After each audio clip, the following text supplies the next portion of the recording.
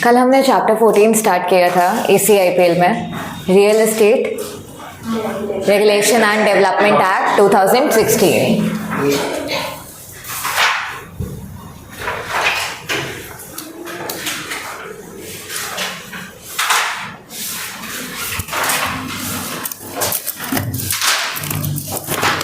Page number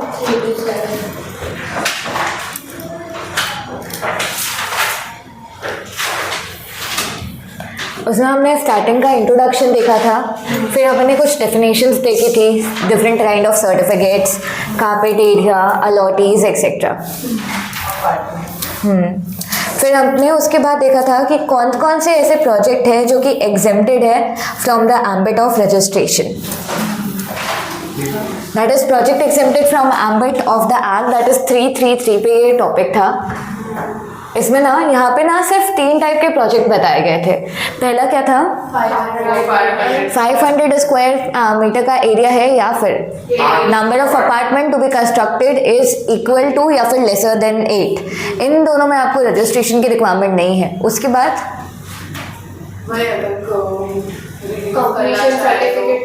हाँ, अगर इस एक्ट के आने से पहले अगर आपको कंप्लीशन सर्टिफिकेट मिल गया, मतलब 2016 से पहले, तो आपको इस एक्ट में वापस रजिस्टर नहीं होना। थर्ड, रेनोवेशन का काम हो रहा हो तो फिर नहीं, लेकिन उसमें एक शर्त क्या है, रेनोवेशन, रिपेयर या रीडेवलपमेंट हो रहा है, और उसमें क्या नहीं है, न्यू अलॉटी। हाँ, न्यू अलॉटी नहीं है, वहाँ पे आप एडवर्टीजमेंट, मार्केटिंग और नए अलॉटीज को नहीं कर रहे। तो इन तीनों केसेस में आपको रजिस्ट्रेशन नहीं लेना।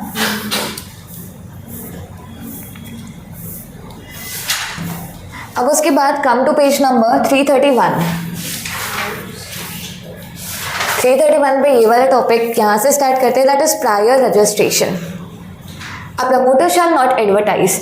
अब यहाँ पे ऊपर, इसके ऊपर वाला पॉइंट सेम टू सेम वापस रिपीटेड है जो रजिस्ट्रेशन में पॉइंट था। सॉफ्ट लॉन्च क्या होता है, एडवर्टीजमेंट करना, वर्ड ऑफ माउथ से लोगों को बताना कि ये टाइप का प्रोजेक्ट आ रहा है। क्या आप सॉफ्ट लॉन्च विदाउट परमिशन कर सकते हो? नहीं कर सकते। पहले आपको सारे रिक्वेस्ट अप्रूवल्स चाहिए, फिर ही आप सॉफ्ट लॉन्च कर सकते हो।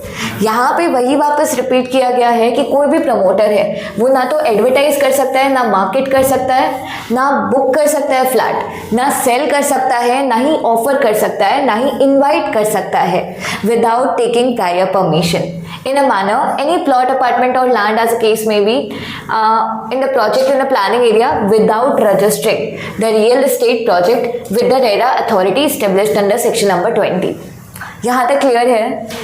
ओके, अब इसी पॉइंट को यहाँ पे नेक्स्ट यहाँ पे स्पेसिफिक बताया गया कि प्रमोटर कौन होता है। हम प्रमोटर किस पर्सन को बोलेंगे जो कि लैंड, अपार्टमेंट और बिल्डिंग के केस में, क्योंकि सारी responsibility at the end of the day promoter की होगी। उसको प्रोजेक्ट रजिस्टर करना है, तो we need to know exactly promoter कौन है। A person who construct or causes to be constructed an independent building or building consisting of apartment or converts an existing building or a part for the purpose of selling all or some of the apartment। ये बात ध्यान में रखना कि promoter कब, अगर कोई भी पर्सन जैसे आप हो, आप अपना घर कंस्ट्रक्ट करवा रहे हो, तो इस डेफिनेशन के अकॉर्डिंग आप सेल के लिए कंस्ट्रक्ट करवा रहे हो? नहीं, आप सेल के लिए नहीं, अपने लिए कंस्ट्रक्ट करवा रहे हो, तो आप promoter according to this point हो या नहीं? नहीं, ये चीज़ ध्यान में रखना। आप जो भी कंस्ट्रक्ट या तो खुद कर रहे हो या फिर करवा रहे हो, या फिर एग्जिस्टिंग प्लॉट, अपार्टमेंट को ही आप कन्वर्ट कर रहे हो, लेकिन मेन पर्पस क्या है आपका? सेल करना।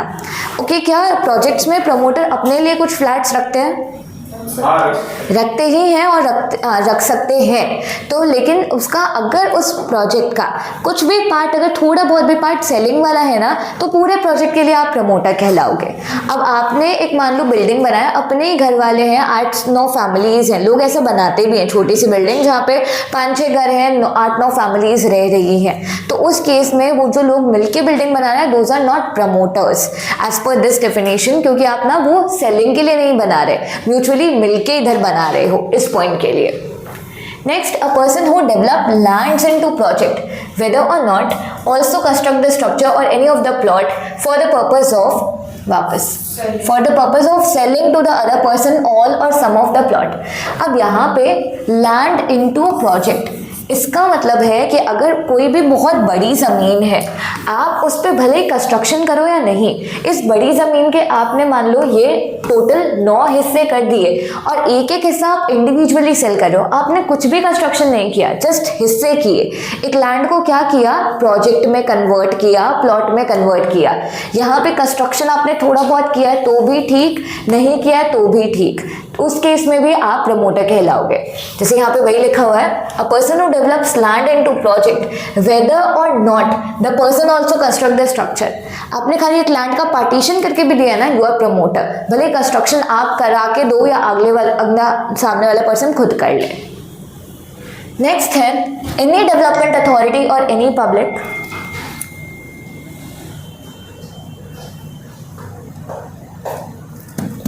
Okay. Any development authority or any other public body in respect of allotee of any of the building or apartment as a case may be constructed by such authority on a body or land owned by them or placed to them at the disposal of the government or plot of the allotee. Okay. Government जो भी projects बनाती है, क्या government खुद construct करती है या tender निकाल के आके कंस्ट्रक्ट करवाती है, किसी अथॉरिटी को देती है? टेंडर निकालती है, कंस्ट्रक्ट करवाती है, किसी अथॉरिटी को देती है। तो अगर मान लो कोई लैंड है, आपका खुद का लैंड है, खुद कंस्ट्रक्ट करवा के दे रहे हो, सेल कर रहे हो, क्या प्रमोटर हो? हाँ, पहले पॉइंट के अकॉर्डिंग आपने क्या किया, अपने लैंड को कंस्ट्रक्ट कराया, प्लॉट अपार्टमेंट बिल्डिंग में सेल किया, प्रमोटर। दूसरे पॉइंट में हमने क्या देखा, लैंड है उसके टुकड़े किए और वो टुकड़े में भले कंस्ट्रक्शन हो नहीं हो आगे सेल कर रहे हो, who are you? Promoter. Third person है, आपका लैंड भले खुद का नहीं है, किसी और का लैंड ले रहे हो, उस पर कंस्ट्रक्ट करके आप दे रहे हो, तो भी आप इधर प्रमोटर हो। अब भले वो लैंड किसी थर्ड पार्टी ने दिया हो, भले वो लैंड आपको गवर्नमेंट ने दिया हो। जैसे रीड कैसे करोगे, any development authority, any development authority in respect of allottees of building constructed by such authority owned by them or placed or के बाद given by government। अब इसका मतलब कोई भी डेवलपमेंटल अथॉरिटी है जो कि बिल्डिंग को कंस्ट्रक्ट कर रही है और जिस लैंड पे बिल्डिंग कंस्ट्रक्ट करी है वो लैंड उनका खुद का है या फिर गवर्नमेंट ने लैंड कंस्ट्रक्ट करने के लिए आगे दिया है। जैसे कि गवर्नमेंट काफ़ी सारे ये हाउसिंग फैसिलिटीज़ बनाती है ना, जैसे हाँ, प्रधानमंत्री आवास योजना में काफ़ी सारे घर भी बनवाती है, तो जो भी पर्सन उसको कंस्ट्रक्ट करके देता है दैट इज़ ऑल्सो प्रमोटर। क्योंकि लेकिन लैंड किसका है इधर, उस पर्सन का नहीं है, गवर्नमेंट का लैंड है। Plot owned by the authority at the disposal of the government, ये सेम ही पॉइंट है। अगर आप इतना भी पॉइंट समझ लोगे, ये वापस ही है, इधर बिल्डिंग और अपार्टमेंट की बात की, इधर जस्ट प्लॉट की बात कर दी। प्लॉट मतलब अब गवर्नमेंट ने इतनी बड़ी जमीन दी है कोई पर्सन को और बोला है आप उसके हिस्से करके आगे लोगों को ट्रांसफर कर दो, तो भी जो पर्सन हिस्से करेगा वो भी प्रमोटर है इधर। नेक्स्ट है N apex state level cooperative housing finance society and a primary cooperative housing society which construct apartment और बिल्डिंग फॉर द मेंबर्स और in respect of allottee of the apartment और बिल्डिंग। काफ़ी सारी housing societies होती हैं। Housing societies का मतलब क्या होता है, जैसे गोकुलधाम सोसाइटी है, कोऑपरेटिव सोसाइटी। अब वहाँ पे क्या है, सारे मेंबर्स, अब मान लो 25-30 लोग हैं जिनको घर बनवाना है, अब वो सब मिलके आ रहे हैं, उन्होंने एक लैंड परचेज किया और एक सोसाइटी बना दी, अपने मेंबर में से 5 लोगों को हेड बना दिया और ये काम उनको दे दिया कंस्ट्रक्शन का कि जो भी कंस्ट्रक्शन का काम है आप कर दो। तो ये जो 5 लोग घर बना रहे हैं, क्या अपने लिए बना रहे हैं, सबके बिहाफ पे, सबके बिहाफ पे, तो that is known as cooperative society. अगर कोऑपरेटिव सोसाइटी अपने मेंबर्स के लिए मिलके घर बना रही है तो उधर वो कोऑपरेटिव सोसाइटी प्रमोटर के डेफिनेशन में आएगी और उनको खुद को रजिस्टर करवाना पड़ेगा। Any other person who act himself as a builder, colonizer, constructor, developer, estate developer or by any other, क्या हुआ? Okay. Developer or any other claim acting as a holder of power of attorney from the owner of the land or apartment or building to be constructed. Such other person who construct any building or apartment for the sale to general public. ये एकदम general point लिखा है। Fifth वाले point में बोला है कि कोई भी पर्सन अपने आप को अगर डेवलपर बताता है, कॉलोनाइजर बताता है, मतलब कॉलोनीज बनाता है, या फिर कंस्ट्रक्टर बताता है, या कोई भी पर्सन जिसका खुद का लैंड नहीं है लेकिन उस लैंड पे कंस्ट्रक्शन करने की उसके पास क्या है, पावर ऑफ अटॉर्नी है, तो उसको हम प्रमोटर बोल देंगे। और लास्ट सिक्स्थ है residual point, such other person as may be specified. इन 6 लोगों को यहाँ पे प्रमोटर बोला गया है। सारे के सारे पॉइंट्स क्लियर है। एक बार शॉर्ट में देख लेते हैं। पहले पॉइंट में क्या था आपका, इधर फर्स्ट पॉइंट में था कि कोई भी पर्सन कंस्ट्रक्ट करता है, कंस्ट्रक्ट करवाता है एनी प्लॉट, अपार्टमेंट और बिल्डिंग, किस पर्पस के लिए, सेल पर्पस के लिए। जरूरी नहीं है सारे प्लॉट, अपार्टमेंट, बिल्डिंग सेल करे, उसमें से कुछ भी पार्ट सेल करेगा ना, सेल ऑल और एनी, तो भी वो प्रमोटर कहलाएगा। सेकंड, एक पर्सन इधर कंस्ट्रक्ट नहीं कर रहा, एक लैंड को डेवलप कर रहा है प्लॉट्स में या फिर प्रोजेक्ट में for the purpose of sale, again promoter. Third, यहाँ पे कोई भी डेवलपमेंटल अथॉरिटी है जो कंस्ट्रक्ट कर रही है plot, apartment, building on land owned by it या फिर given by government for different allottees, ये भी सेल पर्पस के लिए। फोर्थ पॉइंट, कोई भी लेवल की कोऑपरेटिव सोसाइटी है वो अपने मेंबर्स के बिहाफ पे कंस्ट्रक्ट कर रही है या करवा रही है for the help of for their members, again promoter. Fifth वाला पॉइंट, कोई भी person constructor, coloniser, developer, real estate agent, promoter. Sixth point, कोई भी पर्सन प्लॉट, अपार्टमेंट सेल के लिए कर रहा है for the purpose of sale, that is promoter. यहाँ तक क्लियर। नेक्स्ट है रियल एस्टेट प्रोजेक्ट। अब रियल एस्टेट प्रोजेक्ट मतलब वही हम जो ऊपर देख रहे थे सारे के सारे पॉइंट्स। रियल एस्टेट में कुछ भी आएगा, कॉमर्शियल, रेजिडेंशियल। एक लैंड को आपने कंस्ट्रक्ट करके प्लॉट बना दिया, अपार्टमेंट बना दिया, बिना कंस्ट्रक्शन एक लैंड का जस्ट पार्टीशन कर दिया, सब रियल एस्टेट में। एक बार ये रीड करो एंड समझ आ रही है डेफिनेशन या नहीं। रियल एस्टेट प्रोजेक्ट इतना, ये भी कर लेना बाद में, ये दोनों पॉइंट्स।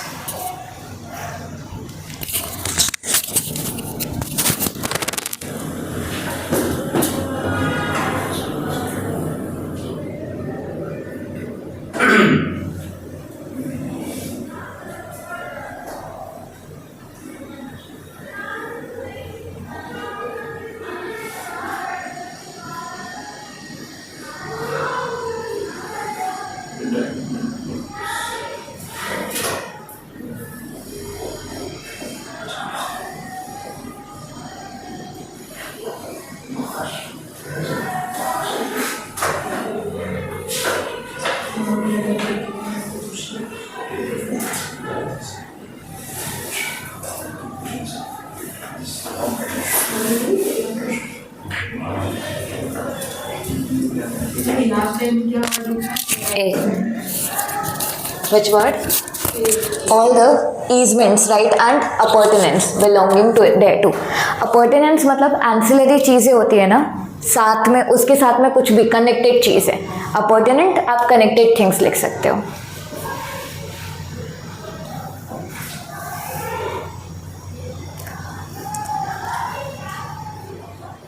जैसे टीवी है, टीवी के साथ एंसिलरी क्या है, उसका remote, setup box, these things. वैसे घर के साथ कुछ भी एंसिलरी चीज़ है। ये वाला रीड किया the project that are ongoing, इसमें क्या बोला गया? प्रोजेक्ट अगर क्या बोलते हैं एक्ट के आने से पहले स्टार्ट हो गया तो 3 मंथ में उसका वो लेना पड़ेगा कंप्लीशन सर्टिफिकेट। ओके, यहाँ पे लेकिन पहले एक्ट आने से पहले उनका कंप्लीशन सर्टिफिकेट इशूड नहीं था, तभी लेना पड़ेगा। नहीं तो कंप्लीट हो चुका है तो ऑलरेडी हमने कहाँ पढ़ा था, एग्जेम्पशन में, कि आपको रजिस्टर करवाना ही नहीं है।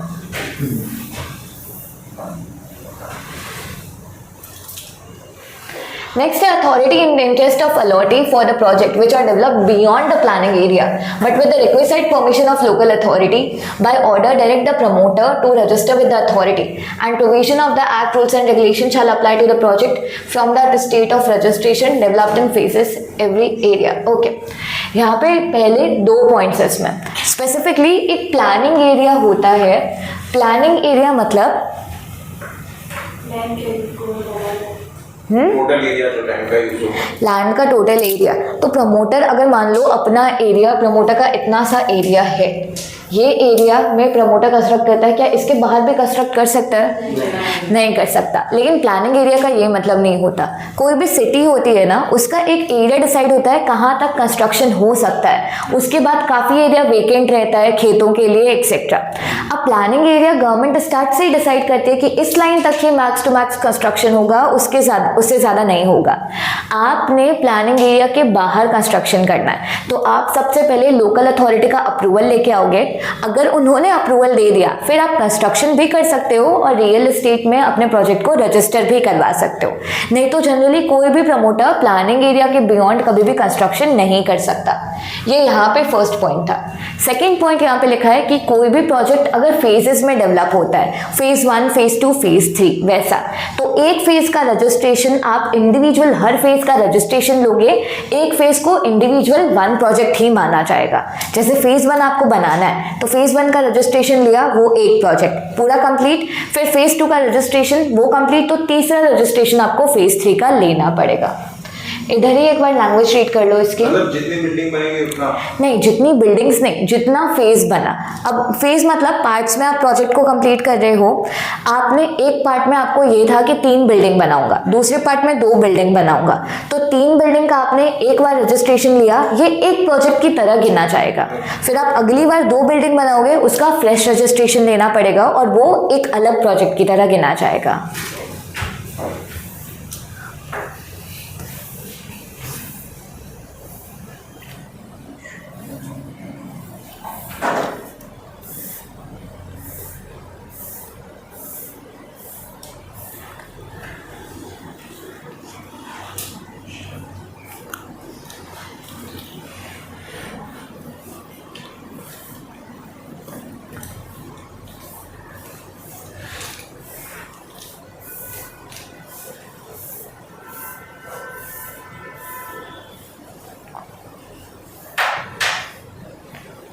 कंप्लीट हो गया। नेक्स्ट मूविंग फॉरवर्ड कि अगर प्रमोटर को रजिस्ट्रेशन करना है तो कहाँ पे रजिस्ट्रेशन करेगा, क्या क्या रिक्विजिट डॉक्यूमेंट्स की रिक्वायरमेंट है। Every promoter shall make application to the authority in the form of manner specified. पहला स्टेप, एप्लीकेशन आपको अपने रेरा में फाइल करनी है। रेरा जो भी आपकी स्टेट की रियल एस्टेट अथॉरिटी है, फीस और डॉक्यूमेंट के साथ। एप्लीकेशन 2 चीज़ें हो सकती है, या तो अप्रूव हो सकती है आपकी एप्लीकेशन या फिर रिजेक्ट हो सकती है। इट कैन ईदर अप्रूव्ड और रिजेक्टेड। टाइम पीरियड है with in the period of 30 days, और अगर 30 डेज के अंदर अंदर ही सामने वाली अथॉरिटी को बताना पड़ेगा। और नेक्स्ट पॉइंट है, एक बार आपको सक्सेसफुल रजिस्ट्रेशन हो जाता है तो जो रेरा की आपकी वेबसाइट है वहाँ के लिए ही आपका अलग लॉगिन आईडी आपको मिल जाएगा और अलग पासवर्ड मिल जाएगा। द प्रमोटर शैल, अब नेक्स्ट टॉपिक ये आता है कि प्रमोटर रजिस्ट्रेशन के साथ साथ कौन कौन से डॉक्यूमेंट अटैच करके देगा। A brief detail of the enterprise including name, address, particulars etcetera. अपने बारे में, जैसे कि अगर रघुवीर ग्रुप से प्रोजेक्ट बना रहे हैं तो रघुवीर ग्रुप अपनी एंटरप्राइज के बारे में ब्रीफ डिटेल, कब उसकी कंपनी बनी थी, कितना उनका कैपिटल है, क्या क्या इनकॉर्पोरेशन है, बेसिक डिटेल्स बताना है। नेक्स्ट है the brief details of project launched by him in past 5 years. पिछले 5 सालों में उस कंपनी ने, प्रमोटर ने कौन कौन से प्रोजेक्ट लॉन्च किए, भले वो प्रोजेक्ट कंप्लीटेड हो नहीं कंप्लीट हो, वो सारी डिटेल्स आपको साथ में देनी है। Completed, developed as a case में भी, और उनका करंट स्टेटस बताना है। और ये भी बताना है कि कौन कौन से लैंड्स पे आपने डेवलपमेंट किया है और क्या अगर पेमेंट पेंडिंग है या नहीं है, वो पॉइंट। नेक्स्ट है the authenticated copy of approvals and commencement certificate from the authority obtained for the project mentioned in application where the project is proposed to be developed in phases etc. Okay, इतना ही लोगे ये point तो चलेगा। यहाँ पे point में क्या बोला गया है कि अभी आपने कितने पिछले 5 सालों के प्रोजेक्ट के बारे में बताया, उनके साथ साथ में आपको सर्टिफिकेट्स की कॉपी भी ऑथेंटिकेट करके अटैच करनी है। ऑथेंटिकेट करके अटैच करने का मतलब क्या होता है? हाँ, आप लोग क्या ऑथेंटिकेशन का मतलब अप्रूवल नहीं, ऑथेंटिकेशन मतलब आप उसमें ये बता रहे हो कि ये कॉपी ट्रू और फेयर है, और वो कैसे बताई जाती है, अपना साइन करके बताई जाती है। जैसे अगर आप कहीं भी आधार कार्ड देते हो, साइन करके देते हो ना कॉपी, हाँ, तो वो कैसा कि आप खुद उसको वेरीफाई कर रहे हो कि ये ओरिजिनल है, ऑथेंटिकेटेड है, ट्रू है एंड फेयर है। तो वैसे ही आपको सारे अप्रूवल्स और कमेंसमेंट सर्टिफिकेट की ऑथेंटिकेटेड कॉपी एप्लीकेशन के साथ अटैच करनी है। That is third point.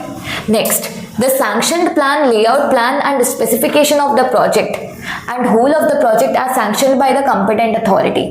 आपका ही मेन प्रोजेक्ट के बारे में अब बात कर रहे हैं। सैंक्शनड प्लान, सैंक्शन का मतलब क्या होता है, अप्रूव्ड। कोई भी आपका प्लान आपने मान लो म्युनिसिपल अथॉरिटी से अप्रूव करवाया होगा तो वो अप्रूव्ड प्लान। उसके बाद लेआउट प्लान, लेआउट प्लान मतलब प्रॉपर मैप कि लेआउट किस टाइप का होगा हमारे बिल्डिंग्स का। एक बार हम लेआउट प्लान देखते हैं क्या किस टाइप का होता है। आई एम श्योर काफ़ी लोगों ने देखा भी होगा already.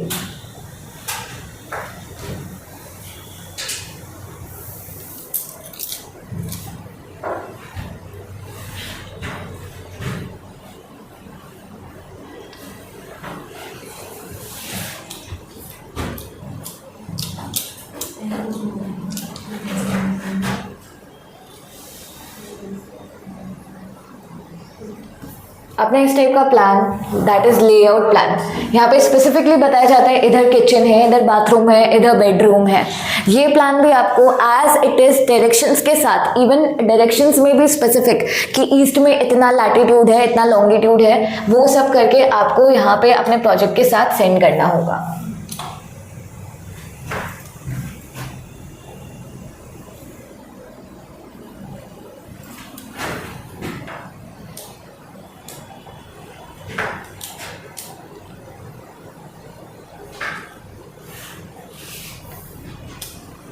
Sanction plan, layout plan and specification.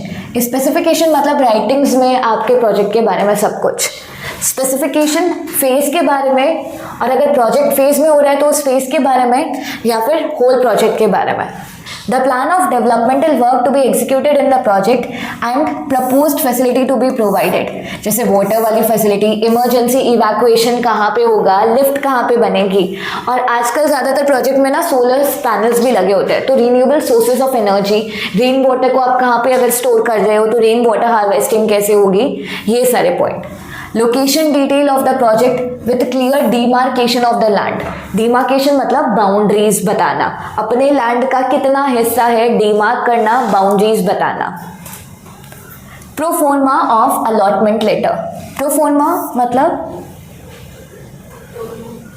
Form जो होता है, एक बार ये रीड करो एंड कुछ भी जनरल भी जो आइडिया आ रहा है वो एक बार बताना। What do you mean by proforma here? Format होता है।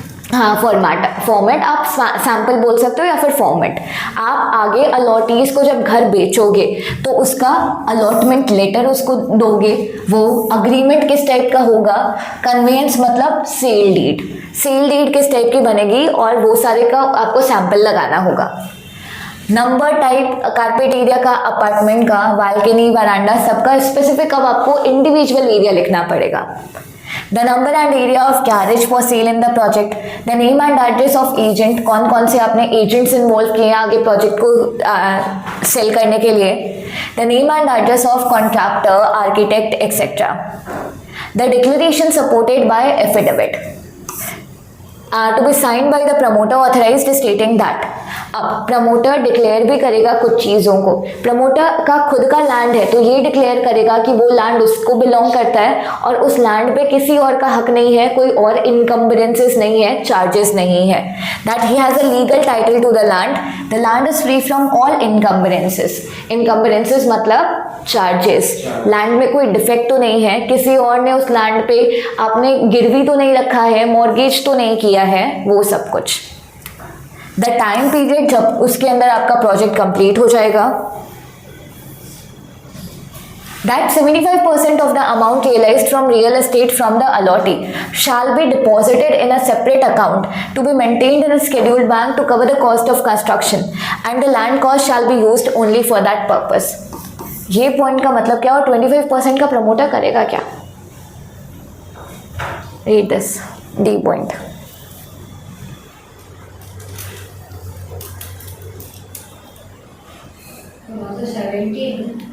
हाँ माई बैड, द 70% तो 30%, ये और 30% कहाँ जाएगा लॉजिकली? 70% जो शेड्यूल बैंक में वो तो डाल देंगे ताकि सेफ्टी रहे कंस्ट्रक्शन। नहीं 70% तो यूज होगा ना कंस्ट्रक्शन के लिए, और 30% वो सेव कर लेगा। 30% क्या करेगा? सेव करके रखेगा। या प्रमोटर खाएगा पिएगा नहीं क्या? खुद के भी तो उसके एक्सपेंसेस होते हैं ना, उसका भी घर है। तो इधर ये बोला गया है जो अलॉटीज से पैसा आया उसका 70% तो आप अलग ही रखो और उसको कंस्ट्रक्शन के लिए यूज़ करो, और जब तक कंस्ट्रक्शन फिनिश नहीं हो जाता वो 70% अलग ही रहेगा। 30% आप अपने पर्सनल एक्सपेंसेस के लिए यूज़ कर रहे हो, दैट इज इधर implied. The promoter shall withdraw the amount from a separate account to cover the cost of the project। अब यहाँ पे ये तो scheduled बैंक में सारा का सारा पैसा रखा हुआ है 70%। अब 70% को आप यूज़ कैसे कर सकते हो, उसके लिए नेक्स्ट स्टेटमेंट दिया गया है कि आप वही पैसे को विड्रॉ कर सकते हो और दूसरे separate bank withdraw the amount from a separate account in proportion to the percentage of completion of the project। The amount from the separate account shall be withdrawn by the promoter after certified by engineer, architect, chartered accountant in practice that the withdrawal is proportionate to the percentage of completion of the project।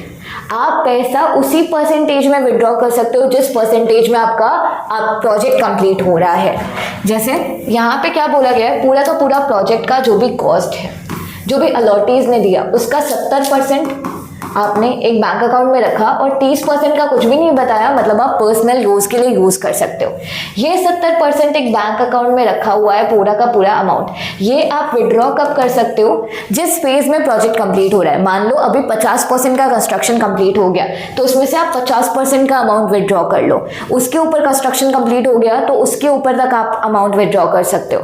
लेकिन आगे आप जब withdraw करोगे तो certificate लगेगा 3 लोगों का, architect का, आर्किटेक्ट बताएगा इतना % काम कंप्लीट हो गया, उसको सर्टिफाई कौन करेगा? इंजीनियर सर्टिफाई करेगा, और उसके साथ साथ चार्टेड अकाउंटेंट जो कि पैसों का कैलकुलेशन देखेगा कि परसेंटेज ढंग से आपने बताए हैं या नहीं, तभी प्रमोटर विड्रॉ करके वो पैसा यूज कर सकता है।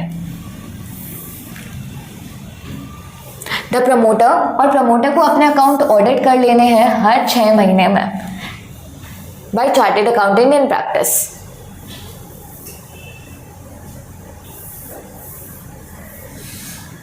नेक्स्ट है section 5, granting of registration by authority. अब अथॉरिटी का काम 2 ही था जो हमने ऑलरेडी स्टेप्स में देखा, या तो रजिस्ट्रेशन ग्रांट कर देना या रिफ्यूज कर देना। टाइम पीरियड कितना था? 30 डेज के अंदर यहाँ पे था। जैसे ही रजिस्ट्रेशन मिलेगा आपको लॉगिन आईडी पासवर्ड मिल जाएगा, that is repeated. If authority fails to grant registration और रिजेक्ट्स द प्रोजेक्ट, अब अथॉरिटी कुछ भी नहीं बोल पा रही, ना ही एक्सेप्ट करिए ना ही रिजेक्ट करिए 30 दिन में, तो डीम्ड अप्रूवल मान लिया जाएगा, मतलब automatic approval. The project shall deem to have been registered. तो 30 दिन के अंदर अंदर अगर कुछ भी नहीं बोला, प्रोजेक्ट अपना रजिस्टर्ड है, और जैसे 30 दिन खत्म हुए उसके 7 दिन के अंदर अंदर आपको वापस आपका लॉगिन आईडी और पासवर्ड मिल जाएगा। तो बेसिकली इधर 3 केसेस बताए कि या तो एक्स टोटल टाइम पीरियड है, आप अप्लाई करते हो, उसके बाद टाइम पीरियड है अपना 30 डेज। 30 डेज के अंदर authority accept, reject, no reply. Accept कर लिया तो आपको लॉगिन आईडी और पासवर्ड मिल जाएगा। रिजेक्ट कर लिया तो आपको OOBH तो ऑब्वियसली देंगे और रीज़न भी बताएंगे कि रिजेक्ट क्यों किया। रिप्लाई नहीं किया तो जैसे ही ये 30 दिन ख़त्म होता है वहाँ से 7 डेज़ के अंदर अंदर ऑटोमेटिकली आपको आईडी और पासवर्ड मिल जाएगा और ये डीम्ड अप्रूवल माना जाएगा, deemed acceptance.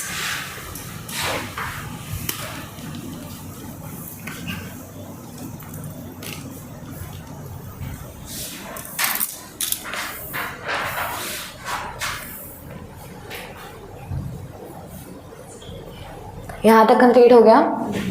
Okay, next topic आता है एक्सटेंशन ऑफ प्रोजेक्ट। जितने टाइम के लिए आपने प्रोजेक्ट को रजिस्टर करवाया है उतने तक ही रजिस्ट्रेशन रहता है। मतलब अगर आपने बोला है कि 5 सालों के अंदर कंस्ट्रक्शन कंप्लीट हो जाएगा, वही डेडलाइन है प्रमोटर की कंस्ट्रक्शन कंप्लीट करने का। लेकिन यहाँ पे एक्सटेंशन ऑफ रजिस्ट्रेशन कि अब वो कंस्ट्रक्शन का टाइम सपोज 5 साल में कंप्लीट नहीं हो पा रहा, तो कब कब आप टाइम एक्सटेंशन के लिए यहाँ पे रिक्वेस्ट कर सकते हो, that is section number 6। At the time of registration developer को टाइमलाइन बतानी पड़ती है जिसके बीच में प्रोजेक्ट पूरा का पूरा कंप्लीट हो जाएगा, और ये भी बताना पड़ता है कि हम बायर्स को हैंडओवर कब कर सकते हैं, ऑक्यूपेंसी सर्टिफिकेट हमें कब तक मिल जाएगा, उसका deadline. The timeline is very sacrosanct, because sacrosanct यहाँ पे मतलब इम्पॉर्टेंट या फिर क्रूशियल। टाइमलाइन बहुत क्रूशियल है बिकॉज अगर उस टाइम पीरियड के अंदर प्रमोटर ने डेवलप करके नहीं दिया तो उसको कंपेंसेशन और इंटरेस्ट लग सकता है, जो कि अपना आगे सेक्शन है, सेक्शन नंबर 7 और 8 में बताया हुआ है। या फिर उसका रजिस्ट्रेशन भी रिवोक कर सकते हैं और वही प्रोजेक्ट अपने दूसरे प्रमोटर को दे सकती है रेरा वाली authority, otherwise registration would be revoked. An extension of registration may be granted at the discretion of regulator। अब रजिस्ट्रेशन को एक्सटेंड करना है तो प्रमोटर रिक्वेस्ट कर सकता है, लेकिन उसके हाथ में नहीं है। रेगुलेटर का डिस्क्रिशन मतलब रेगुलेटर का फाइनल सी होगा, रेगुलेटर को अगर सही लगेगा तो रजिस्ट्रेशन एक्सटेंड करके देगा। ड्यू टू फोर्स मैज्योर, फोर्स मैज्योर का मतलब जल्दी से कंप्लीट करना, फोर्स ऑफ मैज्योर, फोर्स मैज्योर मतलब कुछ भी ऐसी चीज जो अपने हाथ में नहीं है, एक्ट ऑफ गॉड हम बोल सकते हैं, something that is not in our hand, उसकी वजह से आपको डिले लग रहा है।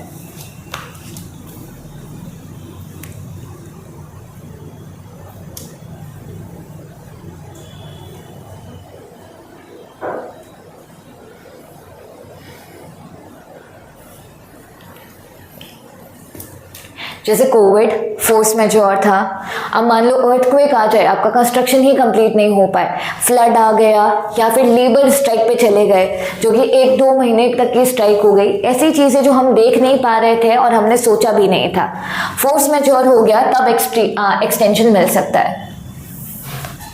फोर्स मैज्योर अगर लिखा ही हुआ है आगे, that is war, drought, flood, cyclone, etc. caused by the nature affecting the development of the real estate.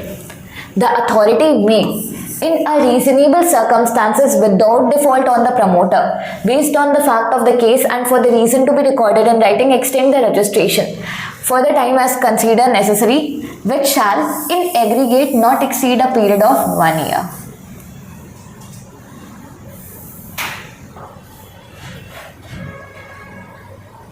Okay अब इधर ध्यान से देखना, ये पूरा का पूरा सेक्शन 6 में बताया हुआ है एक्सटेंशन कब कब मिल सकता है। एक है फोर्स मैज्योर और दूसरा है यहाँ पे फोर्स मैज्योर कंडीशन और there are reasonable circumstances. Reasonable circumstances मतलब मान लो प्रमोटर की ही गलती नहीं थी, प्रमोटर की तबीयत खराब हो गई या उसकी कंडीशन ही ऐसी नहीं थी कि वर्क कंप्लीट हो सकता है, दोनों में फ़र्क होता है। फोर्स मैज्योर मतलब act of God, natural calamities जैसा कुछ जो हमारे हाथ में ही नहीं था। रीजनेबल सर्कमस्टांसेस मतलब प्रमोटर के हाथ में नहीं था इसीलिए काम कंप्लीट नहीं हो पाया। 2 केस में आपका रजिस्ट्रेशन का एक्सटेंशन हो सकता है। अब फोर्स मैज्योर के लिए कोई टाइमलाइन नहीं दी गई, ये रीजनेबल सर्कमस्टांसेस के लिए टाइमलाइन दी गई है। अब मान लो कोविड आया, उस टाइम तो कंस्ट्रक्शन बंद हो गया था ना, और काफ़ी साल 1 साल 2 साल के लिए कंस्ट्रक्शन बंद रहा, तो कोई टाइमलाइन नहीं थी। अगर रीजनेबल सर्कमस्टांसेस हैं तो वहाँ पे टाइमलाइन है, मैक्स टू मैक्स आपका एक्सटेंशन 1 साल तक का हो सकता है। इन एग्रीगेट मतलब इन टोटलिटी, मान लो पहले 3 महीने एक्सटेंशन मिला, फिर 6 महीने, फिर आगे कितना और मिल सकता है एक्सटेंशन। इस रीजनेबल सर्कमस्टांसेस वाले केस में पहले 3 महीने मिला, फिर 6 मंथ्स मिला, अब टोटल आगे और कितना मिल सकता है 3 महीने, क्योंकि टोटल 12 महीने या फिर 1 साल तक का है। तो एक्सटेंशन 2 केसेस में होगा, एक है अपना फोर्स मैज्योर और एक है रीजनेबल सर्कमस्टांसेस। इसमें कोई भी टाइमलाइन दी हुई नहीं है। रीजनेबल सर्कमस्टांसेस में मैक्स 1 ईयर तक का आपको एक्सटेंशन मिल सकता है।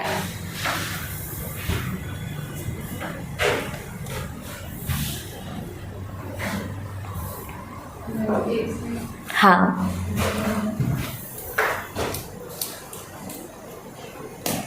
वही 3 महीने इसमें इंक्लूडेड हो गए किस में? वाले वाले कौन से 3 महीने जो मैंने एग्जाम? हाँ वही कौन से? हाँ वही 3 महीने हाँ, तो आपके एग्रीगेट बोला है ना, मतलब अगर पहले एक्सटेंशन मिला है उसको जोड़ के मैक्सिमम 1 साल का मिलेगा आपको। मतलब वही ना इंक्लूड होगा ना। हाँ, इंक्लूड होगा। एग्जाम्पल नहीं मिला था। यहाँ तक कंप्लीट हो गया? ओके।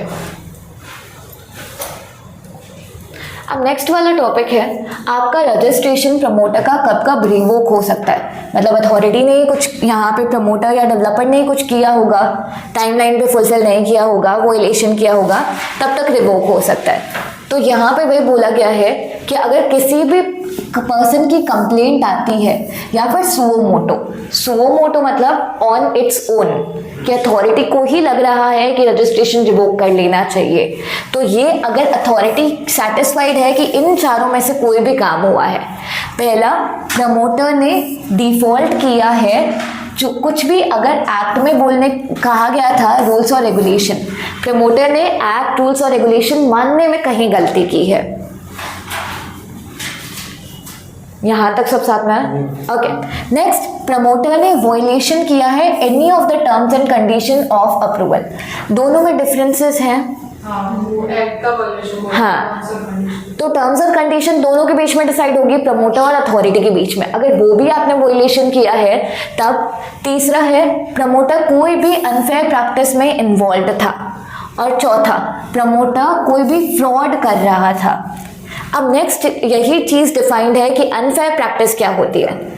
अनफेयर प्रैक्टिस में पहले पॉइंट में है कि प्रमोटर ने कोई भी ऐसा स्टेटमेंट दिया, भले वो रिटन स्टेटमेंट है, ओरल स्टेटमेंट है, या फिर कोई रिप्रेजेंटेशन है, किसी से कहलवाई कोई चीज़ है जिसमें गलत रिप्रेजेंट कर रहे हो, आप लोगों को गलत चीज़ें बता रहे हो, आप लोगों को बोल रहे हो कि ठीक है हमारे जो फ्लैट्स या बिल्डिंग होंगे उसमें जिम्नेजियम होगा, पार्क होगा, वाटर पार्क होगा, एक्सेट्रा, और ये सारी फैसिलिटी आप बाद में प्रोवाइड नहीं कर रहे, जबकि आपको एक्चुअली पता है कि हम जस्ट लोगों को लुभाने के लिए वो बातें बोल रहे थे।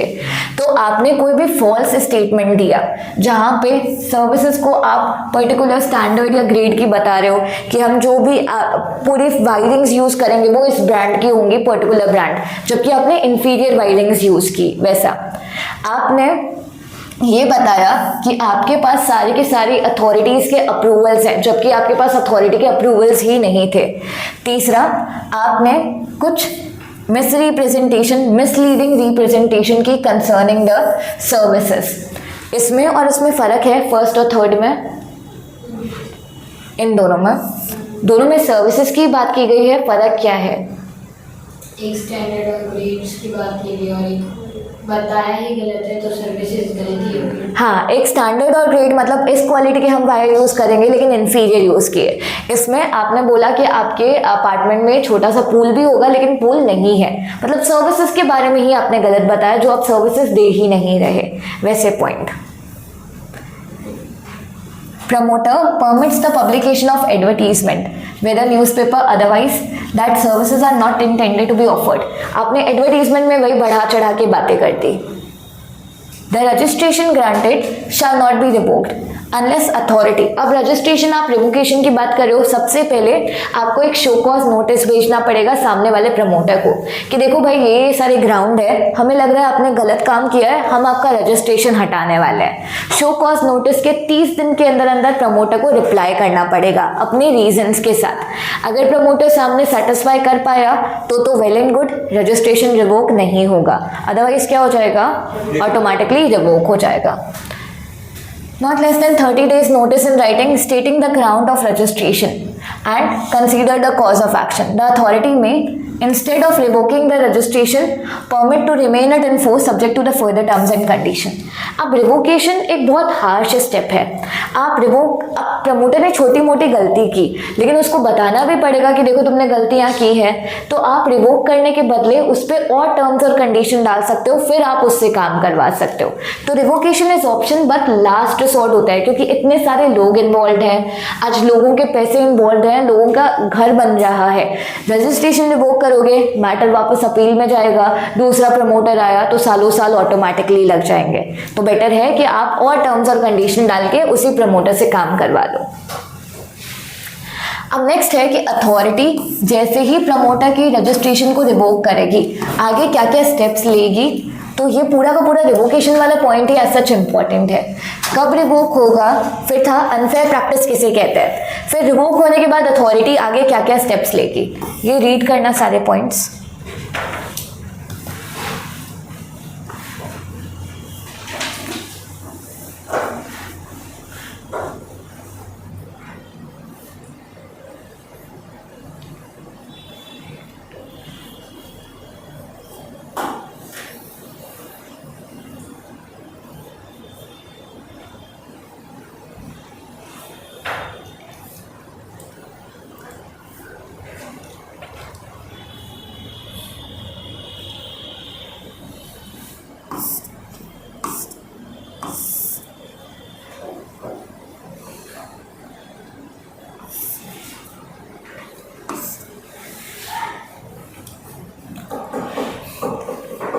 ओके, चारों पॉइंट्स कौन कौन से हैं। पहला पॉइंट, प्रमोटर को वेबसाइट पे रजिस्टर करने से रोक देगी उस प्रोजेक्ट के। निकाल डीबार कर देना, मतलब उनके पास क्या था, लॉगिन आईडी पासवर्ड था, खुद की वेबसाइट में उनका खुद का पेज था, उसको एक्सेस कर देने से स्टॉप कर देना।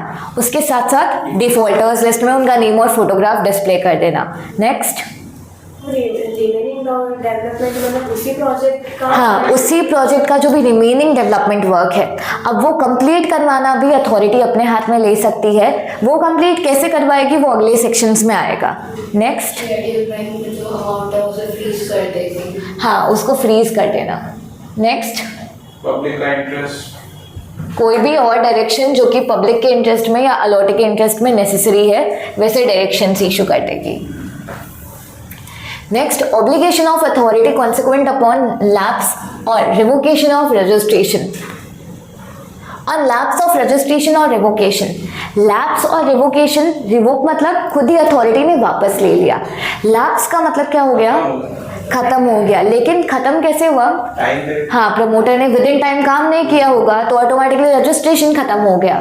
दोनों केस में प्रोजेक्ट मिडवे है तो अथॉरिटी अब करेगी क्या, इधर on revocation of registration the authority may consult the appropriate government to take the action as deemed fit including carrying out the remaining developmental work by the competent authority or by association of allotee or in any manner as may be determined by authority। सबसे पहले ये जो authority है वो किसी भी appropriate authority government को consult करेगी। जैसे गुजरात की रेरा अथॉरिटी, वो गुजरात की गवर्नमेंट को कंसल्ट करेगी कि आगे क्या स्टेप लिए जाए और जो बचा हुआ काम है वो कंप्लीट करवाया जाएगा। अब कंप्लीट करवाने के लिए इधर ना 3 रास्ते हो सकते हैं रेरा के पास। पहला, वो काम ना बेसिकली दो मेथड है। पहला, अलॉटीज जो कि फ्यूचर में उन्हीं घरों में रहने वाले थे, उनको बुलाया जाए, सारा मैटर समझाया जाए कि देखो आपका प्रमोटर तो डीबार हो गया है, बचा हुआ कंस्ट्रक्शन वर्क है, आप क्या चाहते हो, ये रुक जाए या आगे कंस्ट्रक्ट हो। अगर अलॉटी बोल रहे हैं आगे कंस्ट्रक्ट हो तो पहला मौका उनको दिया जाता है कि अगर आपको ही सबको मिलके टीम बनानी है, कंस्ट्रक्ट करवाना है तो आप कंस्ट्रक्ट करवा लो, ये बैंक अकाउंट में पैसे पड़े, आपको हम हैंड ओवर कर देंगे। अगर वो बोल रहे हैं कि ठीक है हमसे कंस्ट्रक्ट नहीं हो पाएगा, तब इस प्रोजेक्ट को उठा के किसी दूसरे डेवलपर को असाइन किया जाता है। पॉइंट समझ आ रहा है इधर। पहला चांस किसे मिलेगा, इधर अलॉटीज को, जिनको वो घर या अपार्टमेंट मिलने वाला था। The direction, decision or order shall not affect until the expiry of period of appeal। अब रेरा के ऊपर, रियल एस्टेट रेगुलेटरी अथॉरिटी के ऊपर एक बॉडी होती है एपेलेट ट्रिब्यूनल, उसका नाम है रियल एस्टेट एपेलेट ट्रिब्यूनल, हम रीट बोलते हैं उसको। अब रेरा का डिसीजन किसके अगेंस्ट आया, प्रमोटर के अगेंस्ट। प्रमोटर को ऑब्वियसली अपील फाइलिंग का टाइम मिलेगा। अब अपील फाइलिंग के टाइम में बीच में ही ये प्रोजेक्ट रेरा किसी दूसरे डेवलपर को उठा के दे दे या अलॉटीज को उठा के दे दे और फिर अपील में प्रमोटर के फेवर में चीज आ जाए, तो ये क्या क्लैश नहीं हो रही चीज है। तो इधर जब तक अपील का टाइम खत्म नहीं हो जाता या जब तक अपील का मैटर फिनिश नहीं हो जाता तब तक ये ट्रांसफर नहीं हो सकता प्रोजेक्ट का। एक बार अपील का टाइम फिनिश हो जाए, प्रमोटर ने अपील नहीं की, फाइन, हम ये प्रोजेक्ट उठा के अथॉरिटी को दे देंगे, दूसरे डेवलपर को दे देंगे, वैसा। In case of revocation under the act the association of allottee, जो मैंने पॉइंट बताया ना कि फर्स्ट राइट कंस्ट्रक्ट करने का किसका होता है, अलॉटी की एसोसिएशन का, they have first right of refusal for carrying out the remaining developmental work. उनको पहले पूछा जाएगा काम करवाना है या नहीं करवाना, अगर वो रिफ्यूज कर रहे हैं तो करवाएंगे ही नहीं, एक्सेप्ट कर रहे हैं तो पहला चांस उनको दिया जाएगा कंस्ट्रक्शन करवाने का।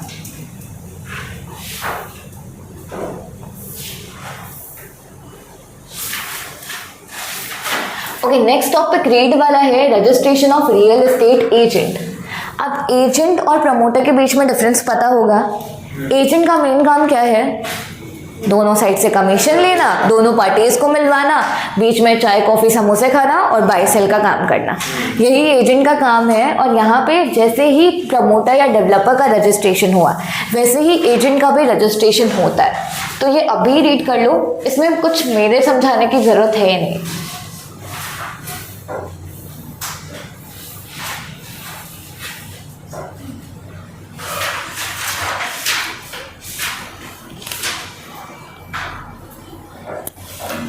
काउंट कर लिए पेजेस बाकी।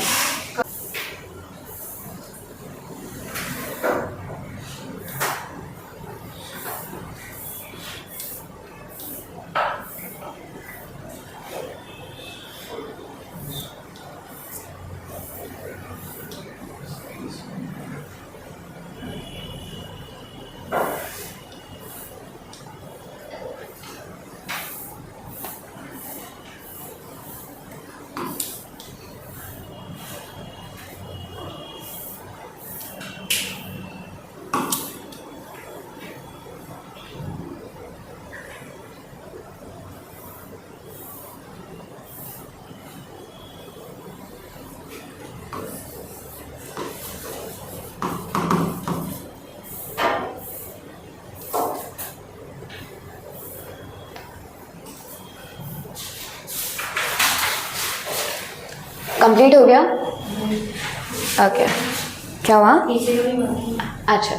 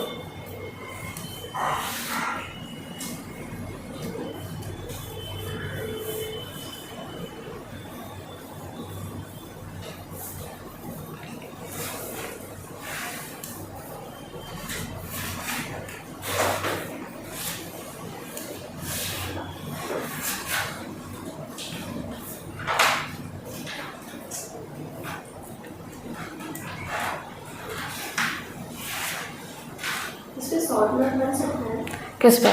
Registration of real estate agents. C institute किसी पे भी क्वेश्चन बना सकता है, एनीथिंग एंड एवरीथिंग। अगर अप्रोप्रिएट गवर्नमेंट वाली डेफिनेशन भी उन्होंने 2-3 मार्क्स में पूछी हुई है तो कुछ भी हो सकता है वैसा। तो इस पर एज सच क्वेश्चन आ सकता है, बट ऑटोमेटिकली रेडा में काफ़ी सारे इंटरेस्टिंग टॉपिक है, जैसे रिवोकेशन है, एग्जेम्पशन वाला पॉइंट है, तो थोड़े लेसर चांस आप सोच सकते हो। ओके, 2 चीज़ें अपने को रीड है, that is homework thing. Function of real estate agent, agent का फंक्शन क्या है वो अपने को ऑटोमेटिकली पता है, वही सारी चीज़ें इधर पॉइंटर फॉर्म में लिखी है। Next, function and duties of promoters, ये भी आपका रीड वाला पॉइंट है।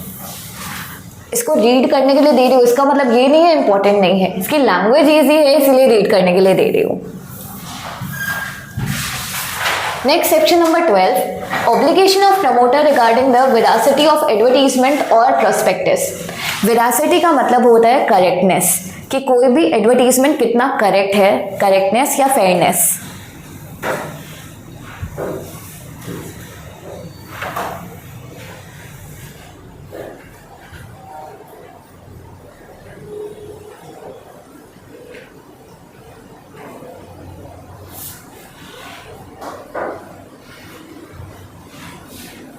ये तो जस्ट एक हेडिंग है इतना, उसके बाद यहाँ पे जस्ट इतना ही लिखा हुआ है कि प्रमोटर की ऑब्लिगेशन है एडवर्टीजमेंट के रिलेटेड कि वो करेक्ट या फिर ट्रू होना चाहिए। अब अगर करेक्ट या ट्रू एडवर्टीजमेंट नहीं है और आपने वही एडवर्टीजमेंट को देखा और पैसे लगा दिए तो अपने साथ तो गलत हुआ ना। तो अपने को क्या पैसे वापस मिलने चाहिए या नहीं, और इंटरेस्ट चाहिए या नहीं चाहिए? ऑब्वियसली अलॉन्ग विद इंटरेस्ट चाहिए। तो यहाँ पे वही पॉइंट है कि अगर किसी को प्रमोटर ने इनकरेक्ट एडवर्टीजमेंट दिया और उसकी वजह से उसको लॉस हो गया तो उसको सारा का सारा इंटायर इन्वेस्टमेंट रिटर्न किया जाएगा along with interest as specified.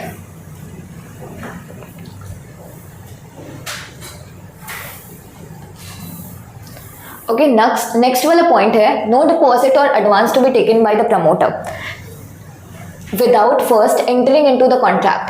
A promoter shall not accept a sum of more than 10% of the cost of apartment as advance payment or application from the person without first entering into a written agreement for sale with the person and register the said agreement for sale.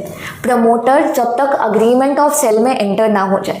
Okay, इसकी heading देखो, heading देख के क्या लग रहा है कि एक भी पैसा नहीं ले सकता ना अग्रीमेंट ऑफ सेल से पहले, लेकिन अंदर पॉइंट में बोला गया है कि अग्रीमेंट ऑफ सेल से पहले मैक्स टू मैक्स आपको पैसा लेना है तो 10% ले सकते हो ऑफ द प्लॉट अपार्टमेंट, उससे ज़्यादा नहीं ले सकते। जिसको हम बोलते हैं ना एक एडवांस डिपॉजिट या फिर अर्नेस्ट मनी, टोकन मनी, तो वो मैक्सिमम 10% का हो सकता है, उससे ज़्यादा नहीं हो सकता। उसके बाद आपको कंपलसरी अग्रीमेंट एंटर करना ही पड़ेगा, फिर आपका सेल का date that is conveyance date. Okay, बाकी कल कंटिन्यू करेंगे।